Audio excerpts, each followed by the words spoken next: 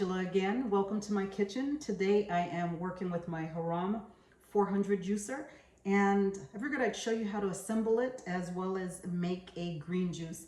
This green juice is one that I learned how to make from Hippocrates Health Institute out at West Palm Beach in Florida, and also when I went to the Ann Wigmore Natural Health Retreat Center in Puerto Rico.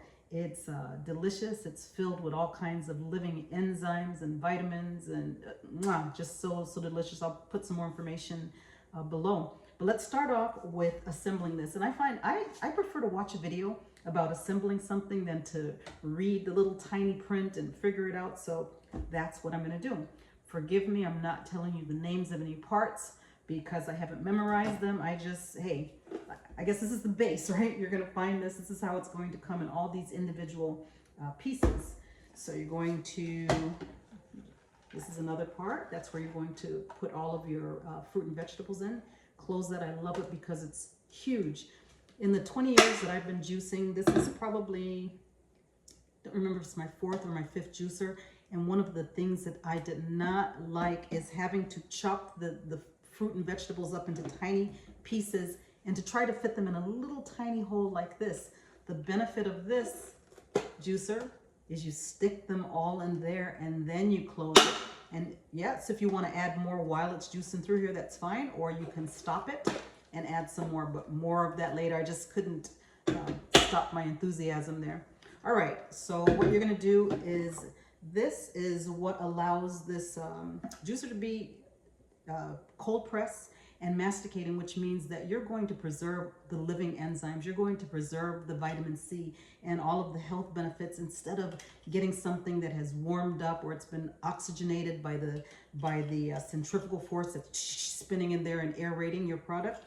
So that's the first step. You take these two parts, snap them into place, and here's the other one. Oh, and I'll open this up too so you'll see what it looks like open. So you're going to close that part. There's a little flap right here. Close that down. Another flap here. Close that. And now it's ready for this piece. Stick it in. Make sure it's in there well. All right.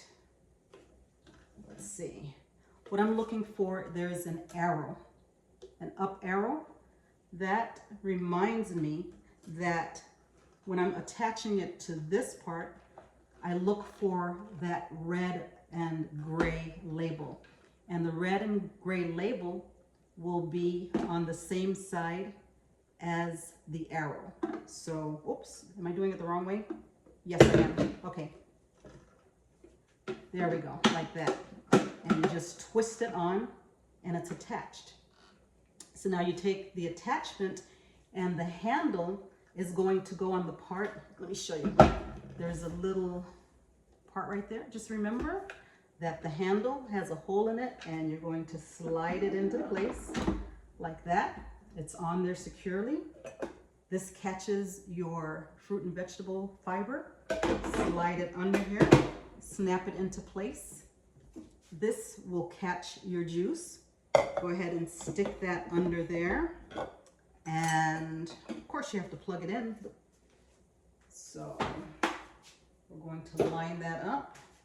Plug it into this little area down here. Stick it in. Plug it into your electricity down here. And there's also a plunger. I find that I rarely need to use the plunger. It's if something gets stuck, but it doesn't seem to happen very much, but it's here if you need it. There's also a little scrub brush. It's a steel, and that's for scrubbing once you're ready to clean. It also came with a strainer, and I do like to strain my juice. There is some pulp. Some people don't mind drinking it, but when I'm doing a smoothie, that's when I like all of my fiber. When I want a juice, I like it with as little fiber as possible. I like it to be nice and smooth. So there's your strainer for that. I'll just put that out of the way. And here are the ingredients. So I've got, I like to use, and the amount can vary just depending on your taste, depending on the availability. You know, what are you growing? What did you get at the farmer's market? So I like to put about 3 cucumbers, as well as you'll see just like a handful of celery like this. And when I cut the root portion, the bottom portion off of my celery, I put it in a dish and I start growing it. And obviously these are ready, I shouldn't say obviously, but these are ready to be planted, and you get celery all over again. So that's another way to reduce wasting food. Or if you have a compost, of course, you could put them in the compost, but I think this is pretty cool. So I wash them. I like to grow my own sprouts. We have sunflower sprouts and we have pea sprouts. I was traveling a lot when I started this, and this batch of pea sprouts got really long. And rather than throwing them away, because I know that they're not the most nutritious when they're that long, I just decided I'm going to juice them anyway and work with what I've got. But also I found that this juicer doesn't do very well with long pieces of fiber, like wheatgrass. It doesn't do really, because it's a long fiber, and it doesn't do well. So I cut my pea sprouts into thirds. You can see they're shorter here. My sunflower, they tend to do okay because I guess they're a little curved, but that's how you have it. Yeah, you can tell I was traveling. My sunflower sprouts, they got a second little leaf, and typically you don't want that to happen when you're growing your own, but I'll share more on that when I do a video on growing your own sunflower sprouts and wheatgrass too. All right, so here you go. So yeah, open it up, and you're going to just fill it with a mixture of whatever it is. You can add anything to this that you like. You can add a whole apple in here, and really the apple will fit. Just dump the whole thing in there, but I try to do juices that don't have any fruit because I watch my sugar. If you are prone to any type of fungus, whether it's toenail or just any type, it's kind of good to avoid the sugar. And so I'm intentionally doing a green drink with no fruit. All right, you can see you can stuff it all the way up there, and this one has a little root. That's okay. And down and on. All right.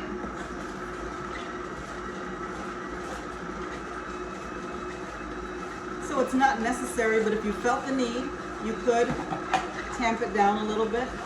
But it really does that all on its own.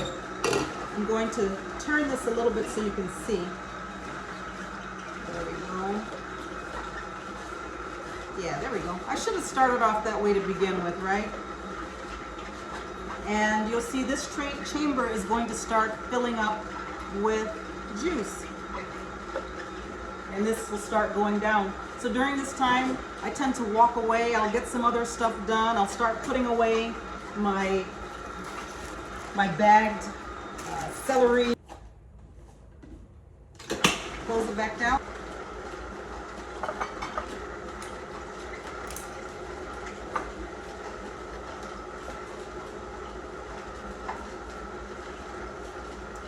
I got this out to show you how I like to store mine.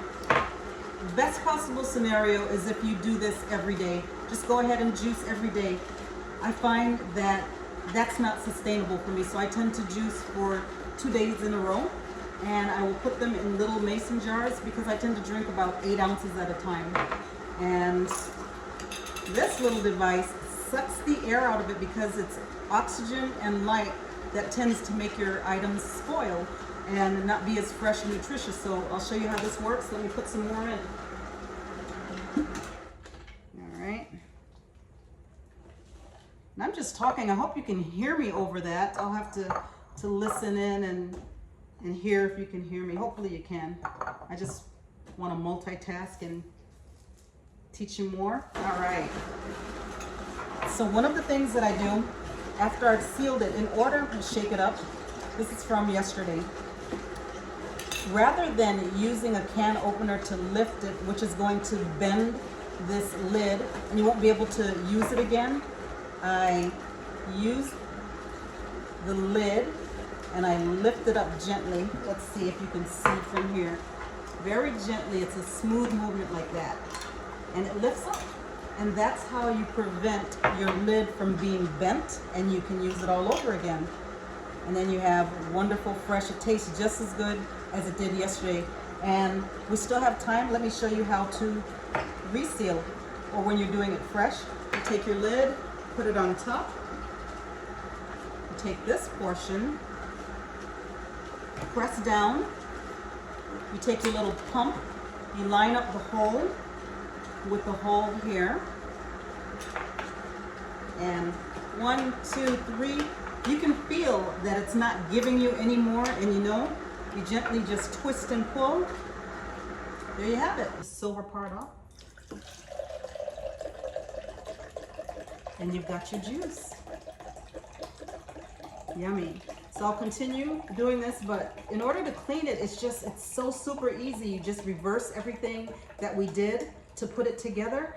And I rarely even have to use this. You pull everything apart and you just really rinse it off with some soapy water and put it to dry. There's no scrubbing like there is with so many other juices where you have to scrub that, and before you know it, like 15 minutes of none of that. That's why I love this juicer.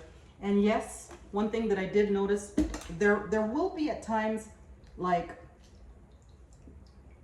something like this left. I could continue going, but you know what? For the convenience that this gives me, I'm willing to get a few pieces left in this big container for the convenience and the quickness and the ease. And it's still cold pressed. It's a beautiful juice, and I can compost those pieces or I can eat them. Nothing's lost. So I love it. Until next time, bye. Thanks for watching.